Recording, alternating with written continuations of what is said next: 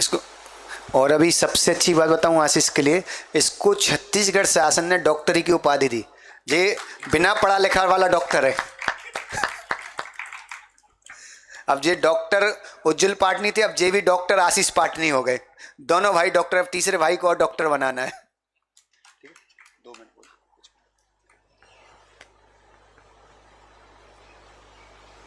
यहीं ले आओ माइक।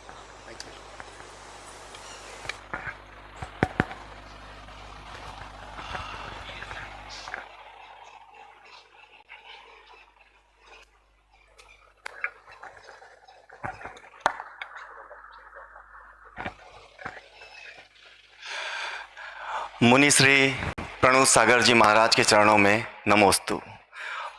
मुनि श्री यत्न सागर जी महाराज जी के चरणों में नमोस्तु।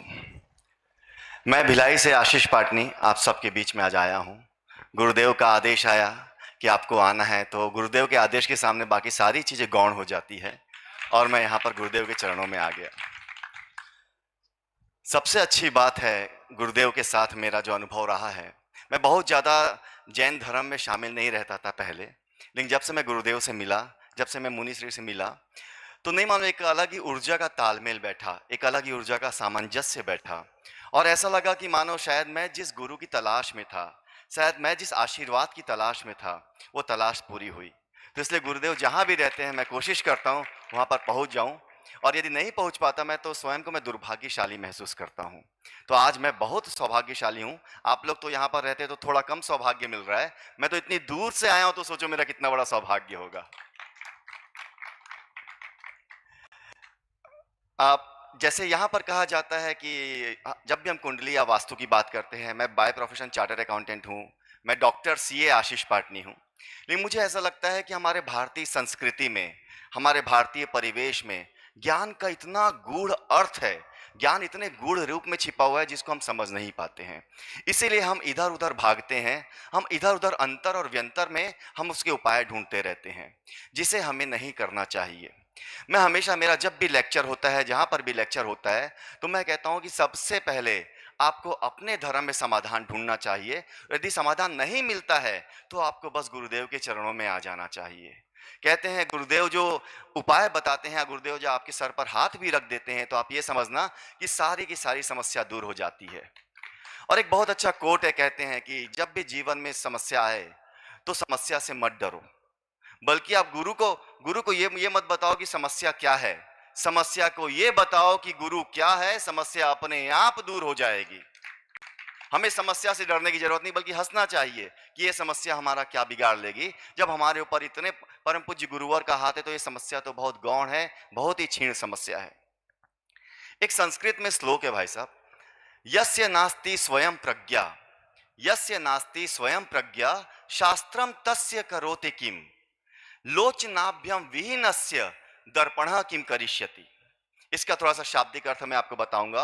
हम सभी गुरुदेव के, मैं कहूंगा, दरबार में आते हैं, गुरुदेव की वाणी हम सुनते हैं, तो हमें वाणी सुनकर हम क्या उसको जीवन में अप्लाई करते हैं?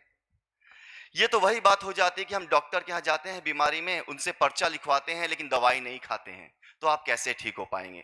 तो इसका शाब्दिक अर्थ क्या है कि जिसके पास स्वयं की प्रज्ञा नहीं है उसके लिए शास्त्र का कोई महत्व नहीं है।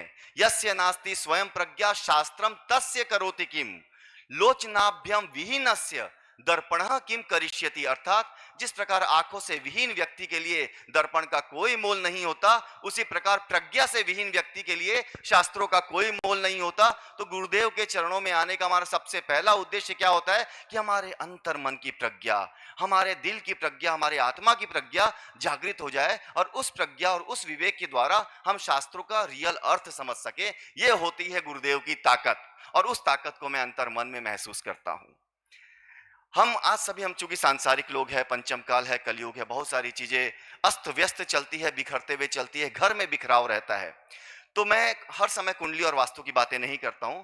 मेरा एक ही उद्देश्य है कि यदि हमारी ऊर्जा सकारात्मक रहती है तो सारी समस्याएं गौण हो जाती है, और यदि ऊर्जा नकारात्मक रहती है तो वो समझ लो राई भी पहाड़ जैसी लगती है हमें, हम उसको नहीं कर पाते। जैसे बोलते पांव में, इतने बड़े शरीर में हमारे पांव के तलवे में एक छोटा सा कांटा चुभ जाता है, तो इसका अर्थ क्या होता है? हम चल नहीं पाते। वो छोटा सा कांटा ही मालूम नकारात्मक ऊर्जा होती है। हम बाकी पूरे शरीर का इलाज करते रहते हैं, लेकिन हमारा ध्यान उस कांटे की ओर नहीं जाता। द मोमेंट हम उस कांटे को देख पाते तो हम उस कांटे को निकाल कर फेंकते और हमारा शरीर फिर से चुस्त दुरुस्त और तंदुरुस्त हो जाता और हम अपने मंजिल की ओर अग्रणी हो जाते। तो मैं जब भी बात करता हूं, मेरे को ये लगता है कोई कुंडली दिखाता है, कुंडली दिखाने का अर्थ क्या होता है? आपके पास एक कही बोलते ना, एक शब्द बोलते, औकात नहीं है हम मनुष्यों की कि हम कुंडली में लिखी हुई बातों को बदल सके। यदि हम कुंडली को मानते हैं तो हम हमें क्या करना चाहिए? सबसे पहले हम कुंडली में जब भी कोई उपाय देखते हैं, चाहे वो मंत्र के उपाय रहते हैं, चाहे विधि के उपाय रहते हैं, चाहे विधान के उपाय रहते हैं, उस उपाय का अर्थ यह रहता है कि वो जो हमारी कुंडली हमारे जीवन में नकारात्मक ऊर्जा चल रही है, वो नकारात्मक ऊर्जा सकारात्मक ऊर्जा में तब्दील हो जाए। हम वास्तु क्यों करवाते हैं घर का? ताकि घर के आसपास उसके वायुमंडल में जो जो भी नकारात्मक ऊर्जा रहती है, वो नकारात्मक ऊर्जा परिवर्तित होकर सकारात्मक ऊर्जा में बदल जाए। तो ये कुंडली और इसके का खेल सिर्फ ऊर्जा है, क्योंकि कहते हैं ना हम ऊर्जा को क्रिएट कर सकते हैं, ना ही हम ऊर्जा का नष्ट कर सकते हैं। हम सिर्फ ऊर्जा का रूप परिवर्तित कर सकते हैं। और हम मनुष्य योनि में पैदा हुए हैं, जहां पर हम अपनी योग्यता से, बोलते हैं मनुष्य योनि योग योनि होती है, जहां हम अपनी योग्यता से चीजों की तासीर बदल सकते हैं। और बाकी सारी योनि भोग योनि होती है, जहां पर खाना पीना और मर जाना होता है। तो भगवान ने जब हमें ये योग्यता देकर भेजी है, हमें भगवान ने इतने अच्छे गुरुदेव का आशीर्वाद देकर भेजा है, जब भगवान इतने सुंदर मंदिर, इतने ऊर्जावान मंदिर देकर भेजे हैं, तो हम अपनी समस्या के लिए मंदिर और गुरुदेव के सिवा और क्यों जाएं? कहां पर? कोई आवश्यकता नहीं होती जाने की। हम अपने ऊपर ही अपने उपायों को, जैन धर्म के उपायों को गुरुदेव के आशीर्वाद के साथ यदि हम उपायों को फॉलो करते हैं, हमारी समस्या धीरे धीरे न्यून हो जाती है, धीरे धीरे गौण हो जाती है। मैं आपको ऊर्जा से संबंधित कुछ 4-5 छोटे छोटे उपाय बताऊंगा। चूंकि आज मैं यहाँ आया हूँ, गुरुदेव ने कहा है कि आशीष आए हो तो 4-5 उपाय बता के जाओ। बहुत छोटे से उपाय हैं। हम सभी लोग के जीवन में आजकल सबसे महत्वपूर्ण चीज क्या हो गई है? खाने के साथ दवाइयां, राइट? हर आदमी जितना खाना खा रहा है उतनी दवाई भी खा रहा है। ऐसा क्या करें कि उस दवाइयों से हमारा पिंड छूट जाए? ऐसा क्या करें कि उन दवाइयों के द्वारा हम तुरंत राहत महसूस करें, फिर उन दवाइयों को बाय बाय कह दें? छोटा सा ऊर्जा का उपाय बताता हूं। हम सभी दवाई अपने घर में रखते हैं। सबसे पहली चीज, कभी भी दवाइयों को घर में बिखेर के मत रखो। कोई ड्रॉर खोलते हो आपको दवाई दिखती है, कोई पल्ला खोलते हो आपको दवाई दिखती है, आपको हर जगह दवाई दिखेगी, राइट? मैं सही कह रहा हूं कि नहीं? अब उन दवाइयों को यदि हम बिखेर के रखते तो हमने क्या किया? दवाई हमारा परम शत्रु है। दवाई को कभी आप मित्र ना समझे, दवाई परम शत्रु है। यदि हम दवाइयों को बिखेर कर रखते, इसका अर्थ हमने शत्रु को जगह जगह रख दिया है। कभी ये शत्रु आक्रमण करता है, कभी वो शत्रु आक्रमण करता है, कभी ये शत्रु आक्रमण करता है। दवाइयों को सबसे पहले एक साथ एक बॉक्स में रखिएगा। दूसरी बात, सामान्यतः आपने देखा होगा हमारा जो दवाई का बॉक्स रहता है वो सफेद कलर का बॉक्स रहता है। ये पूरी दुनिया में सबसे बड़ी ये गलतफहमी है कि दवाइयों को सफेद बॉक्स में रखे। सफेद बॉक्स में सफेद रंग में जो भी चीज डाली जाती है उसका स्वरूप बड़ा दिखता है, उसका स्वरूप बड़ा हो जाता है। बोलते हैं ना, व्हाइट कलर में आपका विजन एक्सपांड होता है। कभी भी दवाइयों को डार्क कलर के बॉक्स में रखिए। जैसे ही आप दवाइयों को डार्क ब्लू कलर के या ब्लैक कलर के बॉक्स में रखते हैं, दवाइयों की शक्ति हमारे घर से वो दूर होने में चली जाती है कि ये दवाई हमारे काम आए, फिर दवाई वापस हमारे घर में ना आए। तो दवाइयों को कभी भी सफेद बॉक्स में ना रखें, राइट? ऊर्जा का उपाय नंबर 2, बहुत सारे लोग हैं जब हम चलते हैं तो हम अपना पांव थोड़ा घसीट के चलते हैं, जमीन से आवाज आती है, राइट? हम कहीं को बोलते हैं क्यों चप्पल की आवाज आ रही है, क्यों आ रही है? ये हम बहुत बड़ी नकारात्मक ऊर्जा को इनवाइट करते हैं। हम जैसे ही पांव घसीट कर चलते हैं तो आप समझ लो जो जमीन से जो नकारात्मक ध्वनि पैदा हो रही है, वो नकारात्मक ध्वनि नकारात्मक ऊर्जा में कन्वर्ट होती है और ये हमारे जीवन को परेशान करती है। कभी भी चलते समय आपके चप्पल आपके पांव से घिसने की आवाज नहीं आनी चाहिए, राइट? क्या नहीं आनी चाहिए? आवाज नहीं आनी चाहिए। तीसरी बात, आजकल सबसे बड़ी समस्या और क्या हो गई है? बच्चों के ऊपर पढ़ाई का इतना लोड है, बच्चों के ऊपर इतना स्ट्रेस है, फर्स्ट सेकंड थर्ड कंपटीशन का स्ट्रेस है। बच्चे लोग में एकाग्रता की कमी हो गई है, बच्चे लोग में तन्मयता की कमी हो गई है, बच्चे लोग याद करते हैं भूल जाते हैं। और आजकल तो बोलते हैं बच्चे तो कम स्कूल जाते हैं, पेरेंट्स लोग बच्चों का ज्यादा काम करते हैं स्कूल वाला, करेक्ट? हमें क्या ऐसा करना चाहिए कि हमारा बच्चा एकाग्रता से पढ़े, हमारा बच्चा तन्मयता से पढ़े, हमारा बच्चा जो याद करता है उसको एग्जाम में वो याद आ जाए, उसकी पढ़ाई का लॉस ना हो। बहुत छोटा सा उपाय है। मैं कहता हूं जो सबसे बड़ी चीज हमारे गुरुदेव साथ में लेकर चलते हैं वो क्या होती है? हमारी मयूर पीछी। आप जानते हैं इस मयूर पंख की ताकत? इसकी ताकत अपरिमित ताकत है। इसकी ताकत को आप सोच भी नहीं सकते क्या ऐसी ताकत है। यदि मैं कहूंगा कि बच्चों की स्टडी टेबल के पास में या बच्चों के स्टडी रूम में यदि आप 9 मयूर पंख को एक साथ बांध कर कहीं चिपका दें या उसके स्टडी टेबल के आसपास रख लें और यदि बच्चा उस मयूर पंख को देखता है तो आप ये समझना उस मयूर पंख की शक्ति, उस मयूर पंख की सुंदरता, उस मयूर पंख की सकारात्मक ऊर्जा उस बच्चे में प्रवेश करती है। और जैसे ही वो सकारात्मक ऊर्जा उस बच्चे में प्रवेश करती है, बच्चों का पढ़ाई में मन लगने लगता है, बच्चों का मेहनत में मन लगने लगता है और बच्चे लोग अपने कर्मों के अनुसार, अपनी पढ़ाई के अनुसार श्रेष्ठ प्रतिफल पाते हैं। तो ये जो मयूर पंख है, लोग समझते हैं मयूर पंख हमारे दिगंबर मुनि क्यों लेके चलते हैं, क्या है मयूर पंख के इतने सैकड़ों सैकड़ों उपाय बताए गए हैं शास्त्रों में कि मयूर पंख से क्या नहीं किया जा सकता।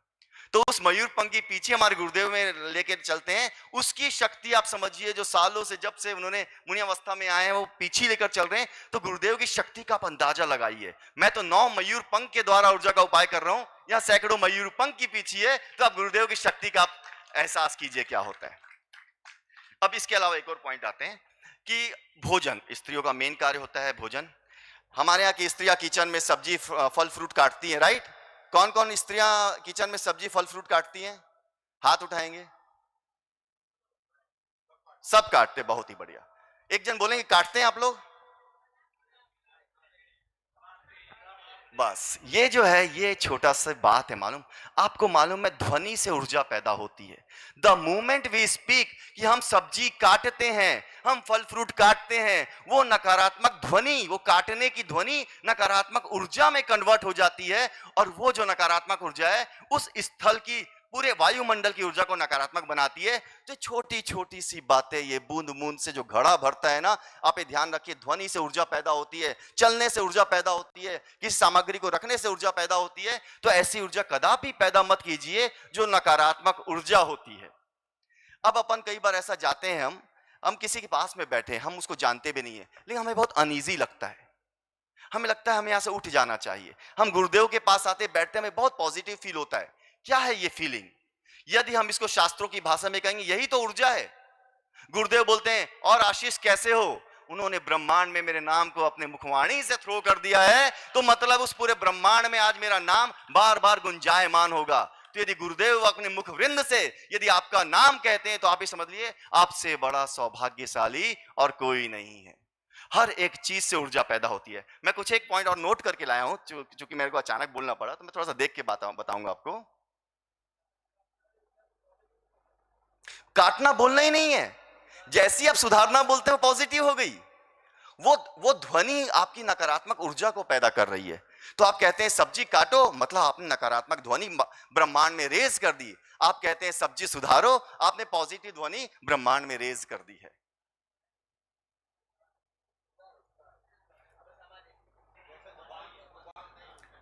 जैसे हाँ, भाई साहब ने बहुत अच्छा कहा। अपन कहता है आज मैं दुकान बंद करके आ रहा हूं, नहीं कहो दुकान मंगल करके आ रहा हूं।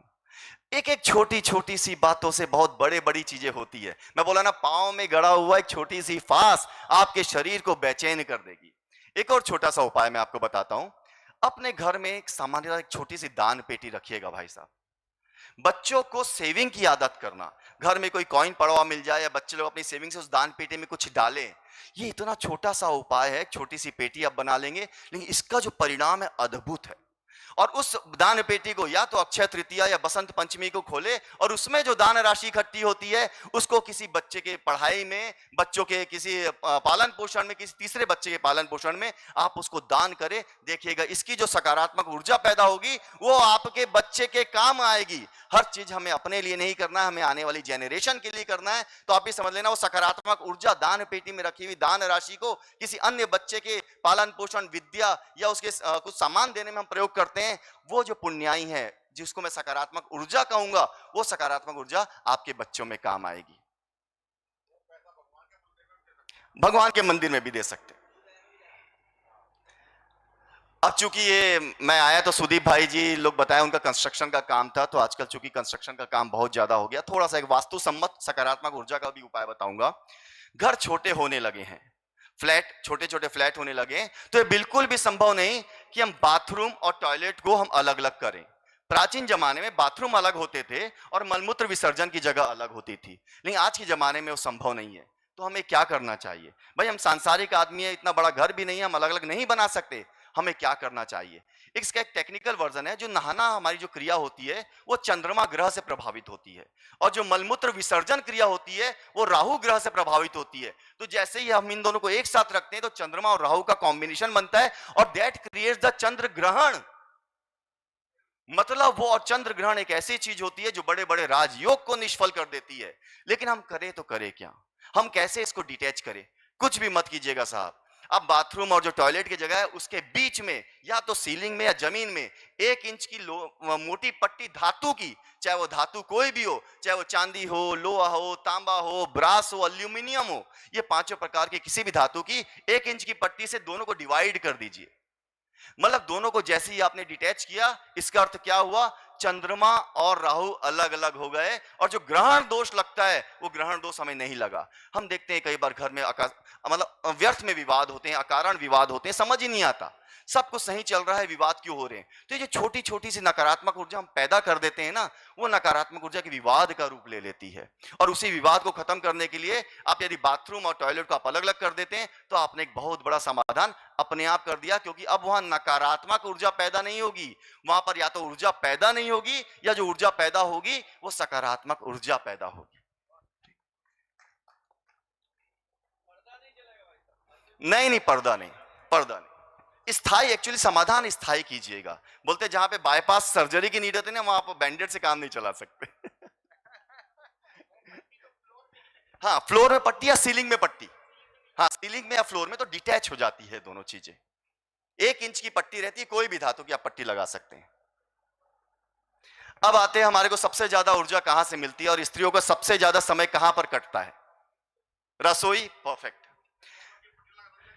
हाँ हाँ, कॉपर की कोई भी, कॉपर, ब्रास, एल्यूमिनियम, लोहा, चांदी, ये 5 धातु होती है। 5 धातु में कोई भी धातु की 1 इंच की लंबी पट्टी ले आइए, उस पट्टी को बीच में लगा दीजिए और डिटैच कर दीजिए। जहां पे आपने डिटैच किया मतलब आपने उस ग्रहण को खत्म किया। जब हम भोजन की बात करते हैं तो हम जानते हैं हमारे शरीर के लिए, इवन वास्तु के हिसाब से भी कहा जाता है, पूरे घर में 2 सबसे इंपॉर्टेंट पॉइंट होते हैं जहां पर ऊर्जा की उत्पत्ति होती है। पहली जगह होती है किचन, और दूसरी जगह होती है नॉर्थ ईस्ट अर्थात पूजा घर। ये 2 जगह से एक ऊर्जा की उत्पत्ति होती है, क्योंकि किचन से जो ऊर्जा आती है वो पुरुषों के शरीर में लगती है। पुरुषों को यदि उससे सुख, शांति और मेहनत की उसकी आदत डल जाए, वो बाहर जाके खूब पैसा, चूंकि सांसारिक है, बाहर जाके बहुत पैसा कमाता है, इससे घर अच्छे से चलता है। हम ऐसा क्या करें कि भोजन के द्वारा हमें सकारात्मक ऊर्जा की प्राप्ति हो? सबसे पहले एक बात है कि घर में जब भी आप तवे का पहला प्रयोग करें उसके ऊपर थोड़ा सा नमक छिड़क दें। मैं स्त्रियों से कहना चाहूंगा, जब भी आप तवे का पहला प्रयोग करें उसके ऊपर नमक छिड़क दें, फिर साफ कर दें। आपने बहुत सारी नेगेटिविटी, जो तवा जो पहली बार रात भर में जो तवा बहुत सारी नेगेटिव एनर्जी को अट्रैक्ट करता है, जैसे ही आपने उसमें तवा में नमक छिड़का वो नेगेटिव एनर्जी खत्म हो गई। ठीक है, उसके बाद हम करते हैं भोजन की बात। नॉर्मली कोशिश कीजिएगा भाई साहब, ये मेरा तो स्वयं सिद्ध उपाय है, पूर्व दिशा की ओर मुख करके ही भोजन करो, ईस्ट साइड फेसिंग होकर ही भोजन करो, आपका भोजन सुपाच्य बन जाएगा। नेक्स्ट पॉइंट पे आते हैं। हम आजकल चूंकि वेस्टर्न पद्धति को फॉलो करते हैं तो हम नॉर्मली चम्मच से खाना खाते हैं। सामान्यतः लोग चम्मच यूज करते हैं, जहां पे मजबूरियां तो ठीक है, लेकिन घर में कम से कम चम्मच का प्रयोग करो। चावल भी खाते हो, कुछ भी खाते हो, कम से कम चम्मच का प्रयोग करो। उसका कारण मैं बताता हूं। हमारी ये 5 उंगलियां में पंच तत्व होते हैं, जल, अग्नि, धरती, वायु, आकाश। जब तक ये खाने से डायरेक्टली नहीं मिलेंगे उस खाने में इन पंच तत्वों की शक्ति नहीं जाएगी। आपने चम्मच का प्रयोग करके खाना तो खा लिया, पेट तो भर लिया, किंतु ऊर्जा नहीं भर पाए शरीर में। तो जैसे आप अपने हाथ से खाना खाओगे तो ये पंच तत्व आपके शरीर में प्रवेश करेंगे और उसके द्वारा भोजन सुपाच्य बनेगा। भोजन सुपाच्य बनने से आपकी क्षमता में वृद्धि होगी, आपकी दृढ़ निश्चयता में वृद्धि होगी और आपको सफलता मिलना शुरू हो जाएगी, क्योंकि आप शांत दिमाग से कार्य करेंगे। पंच तत्वों को भोजन में शामिल करना अनिवार्य है। राइट। अब इसके बाद हम भोजन कर लिए। भोजन करने के पास कोशिश ये कीजिएगा अपनी थाली को स्वयं उठाकर रखें। खाना खाने के पश्चात, खाने के पूर्व भोजन गुरु होता है और खाना खाने के पश्चात झूठी थाली राहु बन जाती है। यदि हम पूरे कुंडली के हिसाब से जाते हैं, पहले वो गुरु रहता है फिर वो राहु बन जाती है। तो राहु को हमेशा उठा के रख दो। नहीं उठा सकते तो कम से कम उसको खसका के तो रख सकते हैं अपन, थोड़ा सा उसकी जगह बदल दो। थाली को एज इट इज अवस्था में मत छोड़ो। आप जो भी काम करते ध्यान रखना थोड़ा सा, हर यदि हम सारे ग्रहों को माने, वो मानव है, वो ग्रह आपको देखते रहते हैं, कौन क्या कर रहा है, सुदीप जी क्या कर रहे हैं, भाई साहब क्या कर रहे हैं, वो सब देखते रहते हैं। तो आप जैसे ही खाना खाए, जूठी थाली को आप थोड़ा सा खसका के रख दो उसी जगह पर, मतलब उसकी जगह परिवर्तित कर दो, तो आपके ऊपर जो राहु का दोष आता है वो दोष भी खत्म हो जाएगा। अब इसके बाद है सबसे महत्वपूर्ण बात है, हम हर कोई अपना जन्मदिन मनाते हैं, राइट? हर किसी का जन्म, भाई साहब आपका बर्थडे कब आता है? 3 नवंबर, ठीक है। आप 3 नवंबर को क्या करते हो? बर्थडे, बर्थडे में क्या? अच्छा अच्छा, बहुत बढ़िया। सब लोग अपनी डेट ऑफ बर्थ मनाते हैं। आपने में कौन है जो तिथि ऑफ बर्थ मनाता है? बहुत बढ़िया, आनंद आया आपको देख के। रितेश भैया बहुत ही बढ़िया। जो व्यक्ति हमेशा, मैं तो आपको अच्छा और अनुमति दे रहा हूं या कह रहा हूं, साल में 2 बार जन्मदिन मनाओ। एक जन्मदिन डेट ऑफ बर्थ को मनाओ और एक जन्मदिन मनाओ तिथि ऑफ बर्थ को। आपने कभी सुना है अपने जैन धर्म में अपन कोई डेट मनाते हैं? हर में तिथि होती है, 13 को इनका जन्म हुआ, 13 को ये दीक्षा हुई, 14 को ऐसा हुआ। क्यों हम डेट क्यों नहीं मनाते? डेट तो एक वेस्टर्न संस्कृति है साहब। हम लोग तिथि से जुड़े हुए, नक्षत्रों से जुड़े हुए लोग हैं। ये आप जो सामान्य डेट ऑफ बर्थ मनाते हो उसमें पार्टी करो, लोग खिलाओ, केक काटना नहीं काटना आपकी मर्जी, जो करना करो, लेकिन तिथि ऑफ बर्थ को आप अपना स्पिरिचुअल बर्थडे मनाओ। कैसे मनाना चाहिए? एक सांसारिक बर्थडे डेट ऑफ बर्थ को, एक तिथि का बर्थडे स्पिरिचुअल बर्थडे। आप उस दिन सुबह उठकर जो आपके गुरुदेव है आप उनका नमन करो, स्मरण करो। यदि उनकी ध्वनि सुन सकते हो ध्वनि सुनो, मंदिर जाओ, दान दक्षिणा करो, मंत्र फेरो, परोपकार करो, नियम लो, तपस्या लो। यदि आपने अपनी तिथि ऑफ बर्थ का सम्मान कर दिया तो मैं यहां पर खड़े होकर चैलेंज करता हूं, आपके जीवन की आधी से अधिक समस्या दूर हो जाएगी। क्योंकि तिथि ऑफ बर्थ आपका बॉस है। यदि आप अपने बॉस को खुश कर दिए तो आपका जीवन शानदार बीतेगा। ये मेरा चैलेंज है।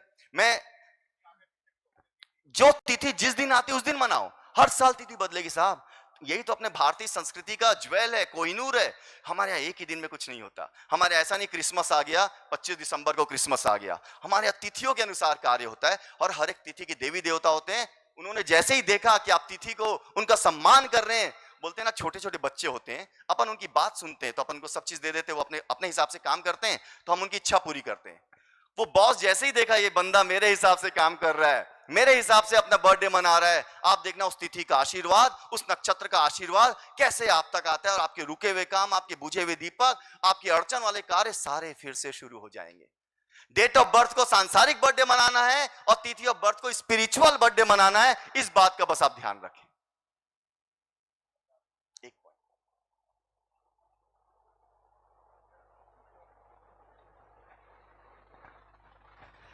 सामान्यतः हर एक परिवार में नोकझोंक होते रहती है, राइट?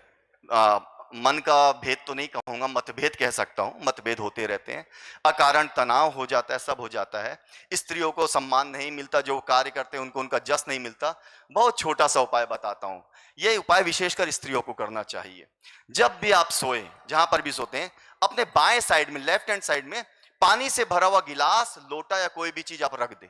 रात को सोते समय अपने बाजू में पानी से भरा गिलास या लोटा कुछ भी रख दें और सुबह उठकर उस पानी को किसी भी गमले में जहां पौधे होते, जीवंत पौधे, सूखे पौधे नहीं, जीवंत पौधे के ऊपर डाल दें।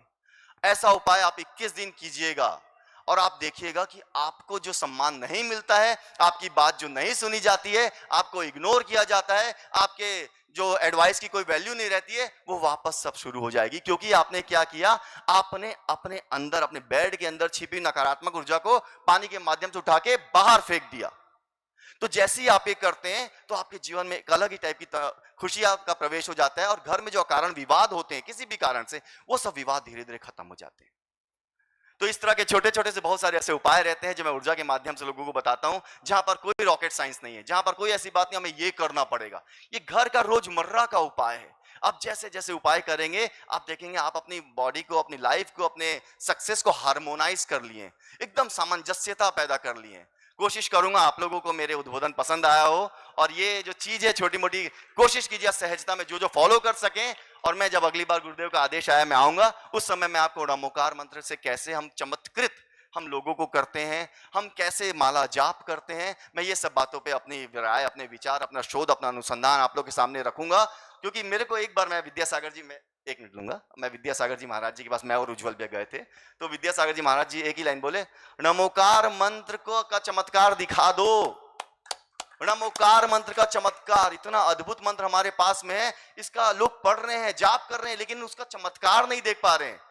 आई विल टेल यू कि नमोकार मंत्र से चमत्कार कैसे पैदा किया जाता है, मैं अपने नेक्स्ट सेशन में। ठीक है, आप सभी को जय जिनेंद्र, धन्यवाद और गुरुदेव को नमोस्तु। अगली